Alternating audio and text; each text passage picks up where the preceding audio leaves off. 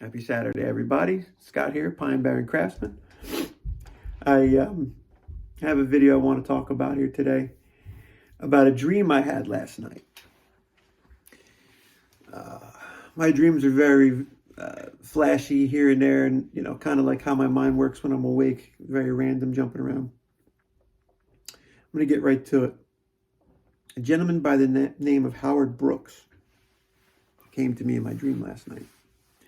He didn't really have much to say. It was just his presence, I think, smiling.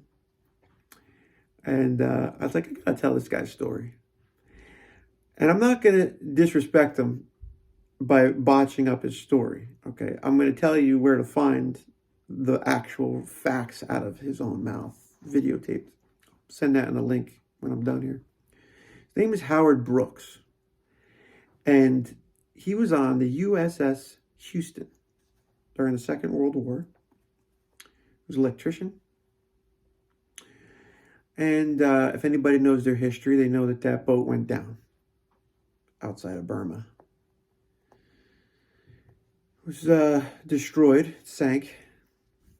He was one of the survivors that floated in the water for a couple days. I'm sure you guys could think about all the things that go along with being in the water for a couple days.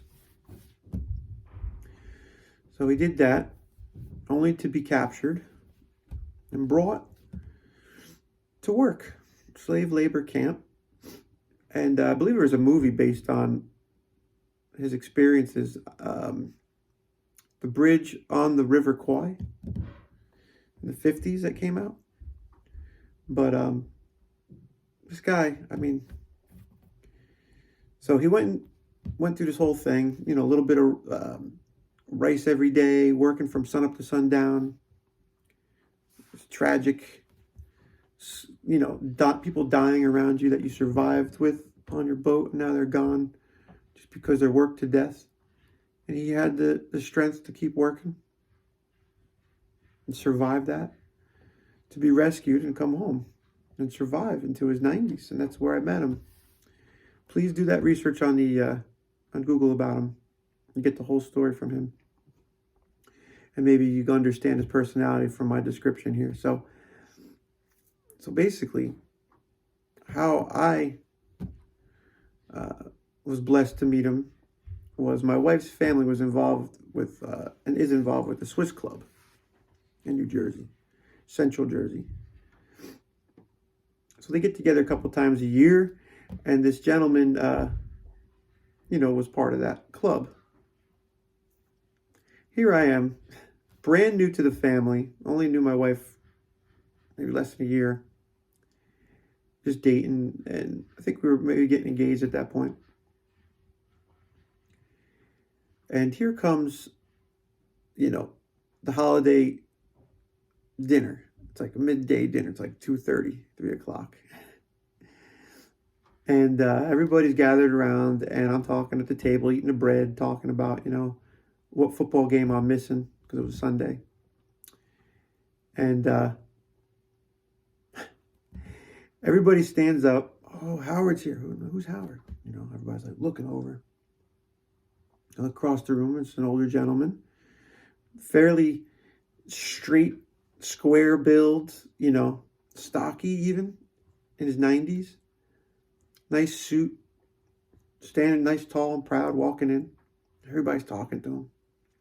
I felt like I was the only person in the room when he looked at me. He walked right up to me. A little bit of a hobble, limp type look, but he didn't shake him at all. Walked right up to me. Put his hand out. Shook his hand. And here we are, shaking hands, which felt like forever. Felt like 30 seconds, 40 seconds, a minute. And he starts talking to me. He's still shaking my hand. And he pulls me in closer. And I'm going with it. And I'm going in. And this man's talking to me. And I'm close to him. He's telling me, I'm like, I've heard a lot about you. Oh. Yeah, I met Beverly. Yeah, Beverly. Yeah, we know Beverly. Yeah, she's a good girl. Shaking my hand. I'm looking him in the eye. But I saw like glints of love in there. Like I saw happiness, joy. Like I didn't see like, you better not hurt her. Because that was in there. but it wasn't overshadowed by the kindness of his happy face.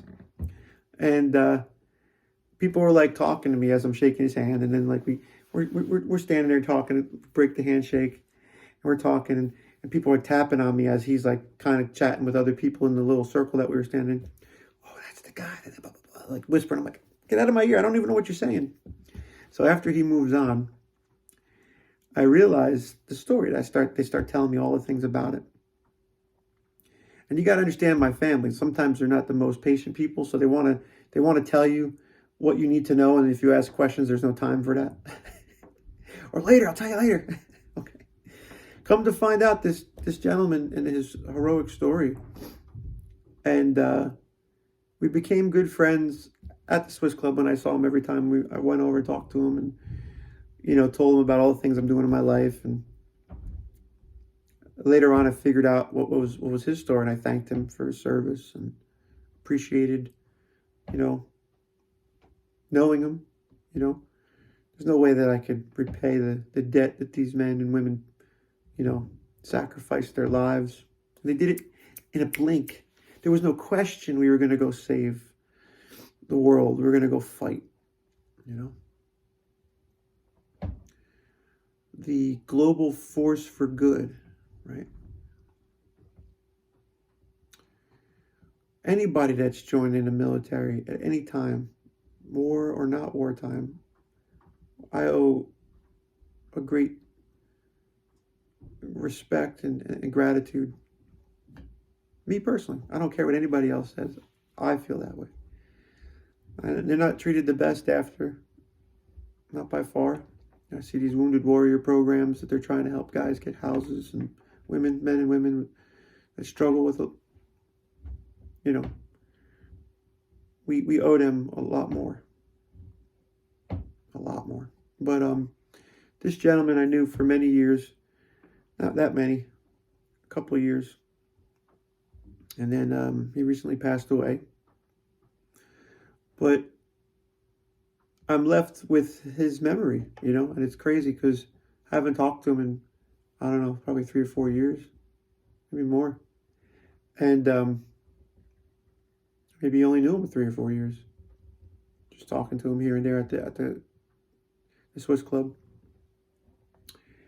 Anyway, it's a somber thing, but it's also a good thing because he came and somehow his memory popped in, and it came in a warm way, in a happy way. And I don't know how he was in his life after that. He might have been a horrible, wonderful, who knows type of person, but to me, he was a wonderful person.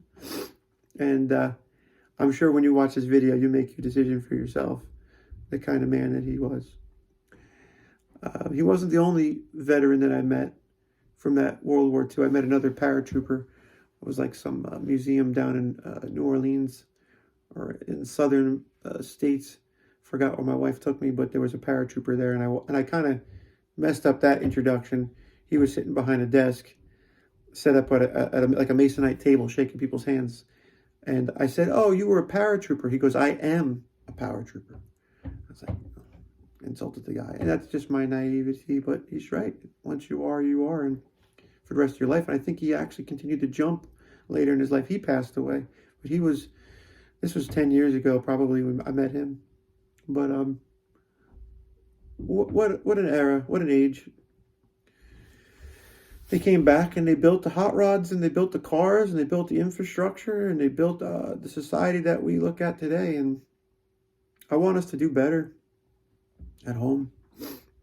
I do. I want us to have the best stuff here and take care of the world and the people that are in need. As a humanitarian helps, and as protectors for those that need protection.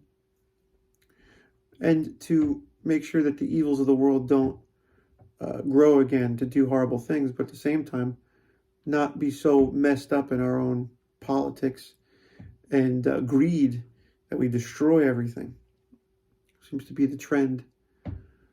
We're becoming destroyers in some ways, while we're trying to protect our interests. And I'm not talking about the military, I'm talking about our leaders. Military, the men and women that join up, brothers and sisters, I appreciate them.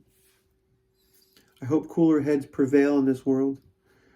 I hope that we could do justice to the generations of the past by not only fixing what's wrong now, but also moving forward as a society to prosperity. And that means whatever. Stabilizing our economy, stabilizing our ecosystems, our natural world, whatever we're doing, polluting and destroying everything as we're touching, like toxic wastes, killing whales for wind. I mean, a couple of whales, what's a couple of whales? So we're better than that. We could figure something else out. And we could grow this planet into a position where we're homeostasis, right? We're all in balance because we left. And maybe we go on to other planets and terraform other planets. What are we doing? We're just destroying this one. We've got to put our brains together. All of us. You can't do one side or the other. So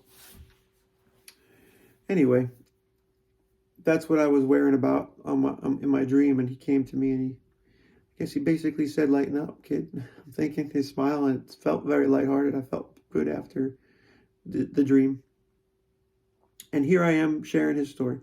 Look him up. Howard Brooks, USS Houston. There was a video documentary on him for the History Channel, I think. I watched Band of Brothers, HBO series. I think they did a pretty good job because they interviewed the gentlemen that were still around and they were able to talk about what was happening. So I would assume that they saw and knew the script. So they felt like that was a good representation of what they saw, not over Hollywood or whatever version of what happened. Thanks for watching, guys. This has been a very interesting morning. It comes from a positive point, brings up some more darker thoughts that's been on my mind about the current state of the world. And I thank you. Okay, I say like, share, subscribe, but at the end of the day, I'm not trying to make money. I'm not trying to pull you guys in here so I become, more powerful or influential. I just want to keep doing what I'm doing, and I want to reach as many people as I can with a positive message. I think I'm at 82 or 83 people. And I'm going to continue doing this. So hopefully you guys enjoy it. Thanks for watching.